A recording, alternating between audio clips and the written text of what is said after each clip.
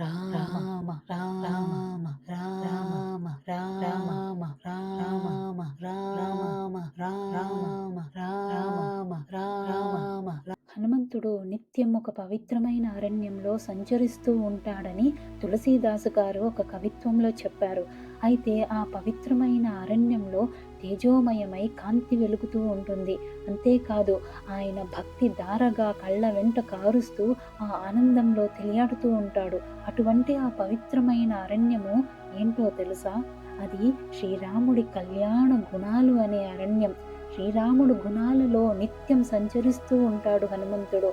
అందులో ఆనందాన్ని అనుభూతి చెందుతూ ఉంటాడు.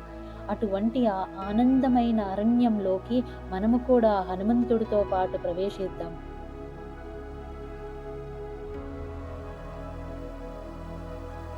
శ్రీరాముడు గుణాలనే అరణ్యంలోకి వెళ్లే ముందు ఈ ఛానల్కి లైక్ చేసి సబ్స్క్రైబ్ చేయండి.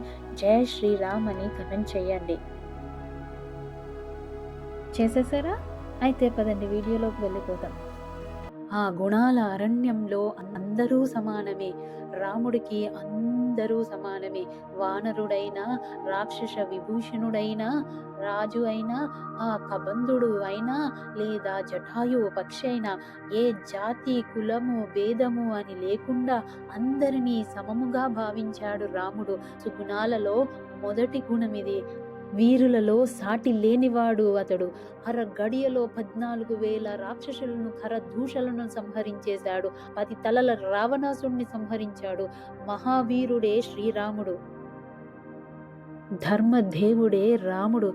ధర్మజ్ఞుడు. అతను మించిన ధర్మదేవుడు లేడు. ఎంత కఠినమైన పరిస్థితి వచ్చినా ధర్మాన్ని మాత్రం వదలలేదు. అటువంటి ధర్మదేవుడే శ్రీరాముడు. కృతజ్ఞుడు. ఎల్లప్పుడూ సహాయం చేసిన వారందరికీ కృతజ్ఞత తెలిపాడు. వానరులందరికీ కూడా సహాయం చేసినందుకు కృతజ్ఞతలు తెలిపాడు. అటువంటి కృతజ్ఞత భావనతో నిండి ఉన్నవాడే శ్రీరాముడు. సత్యవాక్కు పరిపాలుడు. ఎల్లప్పుడూ సత్యమే పలికేవాడు. ప్రతి అక్షరము సత్యమై ఉండేది. ఆయననే సత్యస్వరూపుడు. దృఢ నిశ్చయం కలిగిన వాడు. భరతుడొచ్చి రాముడిని వెనక్కి రమ్మని అడిగినా కూడా మాట ఇచ్చినందుకు ఆ మాట మీద దృఢంగా నిలబడి ఉన్నాడు. అతడే శ్రీరాముడు.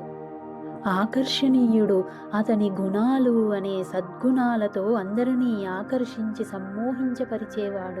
అతడే శ్రీరాముడు. కరుణామయుడు. అతని హృదయమంతా కరుణతో నిండి ఉంటుంది.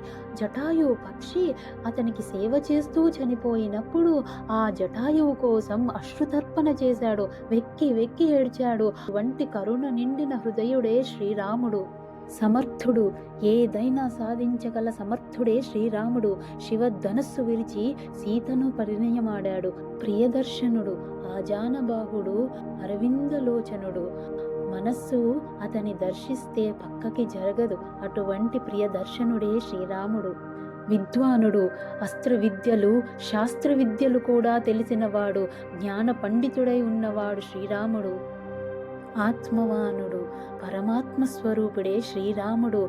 ఆత్మతత్వం గురించి పూర్తిగా తెలిసినవాడు. జ్ఞాన పండితుడై ఆత్మస్వరూపుడే ఆనంద స్వరూపుడే శ్రీరాముడు. ద్యుతిమానుడు. శ్రీరాముడు అంటే అతని తేజస్సుతో ప్రకాశిస్తూ ఉంటాడు. ఆ తేజస్సుని దర్శించిన వారి మనసు కరగాల్సిందే. హనుమంతుడికే అతని దర్శించినప్పుడు మొదటిసారి ఆయన మనస్సు కరిగి కళ్ళ వెంట ధార కారుతూ ఉంది.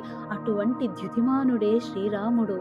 జితక్రోధుడు అంటే కోపాన్ని జయించినవాడు. ఎటువంటి పరిస్థితుల్లో కూడా శాంతంగా ఉన్నవాడు శ్రీరాముడు. అనసూయుడు అంటే అసూయ అనేదే లేనివాడు. అటువంటి ప్రియహితుడు శ్రీరాముడు. భిభీయతుడు. భయం అంటే తెలియనివాడు. ధైర్య సాహసుడే శ్రీరాముడు. సుగుణాల రాముడు. కోదండరాముడు. అటువంటి శ్రీరాముడి సుగుణాలు అనే తేజోమయమైన అరణ్యంలో సంచరిస్తూ ఉంటాడు హనుమంతుడు. అయితే ఇక్కడ తెలుసుకోవలసిన విషయం ఒకటి ఉంది.